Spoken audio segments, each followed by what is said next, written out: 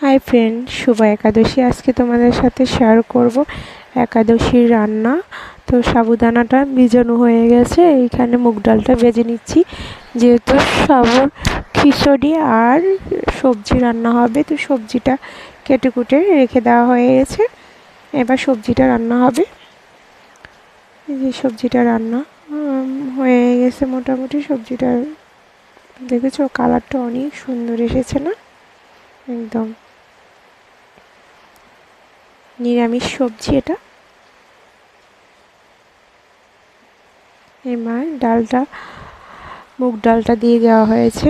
ডালটা অবশ্য একটা ব্লকও চলে এসেছে উপরে, তো ডালটাও ফুটে এসেছে। এবার ডালটা নামিয়ে নেওয়া হবে। এরপর তেলের মধ্যে গোটা কয়েকটা শুকনো লঙ্কা দিয়ে দিল। শুকনো লঙ্কাগুলো একটু হয়ে আসলে নামিয়ে নেওয়ার এই পাঁচফোড়নটা দিয়ে দেবো। হয়তো সবাই বলতে পারো পাঁচফোড়নের সরিষা আছে কিনা, না, সরিষা ছাড়া এটা পাঁচফোড়ন।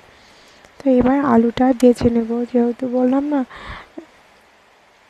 সাকুর খিচুড়ি করব, তো আলুটাকে একটু লাল করে ভেজে নিতে হবে, তাহলে আর খেতেও ভালো লাগবে। এটা একটা গ্রান। তারপর ডাঁটাটা দিয়ে দিলাম। ডাঁটা দিয়ে কিছুক্ষণ নেড়ে চেড়ে ডাঁটাটা একটু নরম হয়ে এলে তারপর নালটা দিয়ে দেব। এই খিচুড়িটা আমার অনেক ভালো লাগে। আমার না, ছোটো বড়ো অনেকেই এই খিচুড়িটা পছন্দ করে। এই একাদশীর দিন আমাদের বেশিরভাগ সময় এই খিচুড়িটাই রান্না হয়। সাকুর খিচুড়িটা দেখো, মেয়ে এখানে বৃষ্টির মধ্যে ভিজতেছে। হঠাৎ বৃষ্টিটাও কোথা থেকে যে আসলো, এই ঝুমঝুম বৃষ্টি। অবশ্য বৃষ্টি আসার কারণে ভালোই লাগলো যে গরমটা একটু কমে গেছে। দেখো ডালটা দিয়ে দিলাম, কিন্তু সাকুটা এখন দেব না, সাকুটা দেব নামানোর একটু আগে। বুঝতে পারছো? হয়তো সবাই বলবা যে তোমাদের এত এত কেন রান্না। আমাদের ফ্যামিলিতে আমরা অনেক মানুষ, তো তাই সবার জন্য রান্না। আর মাটির চুলা রান্নাগুলো আলাদা একটা টেস্ট আসে।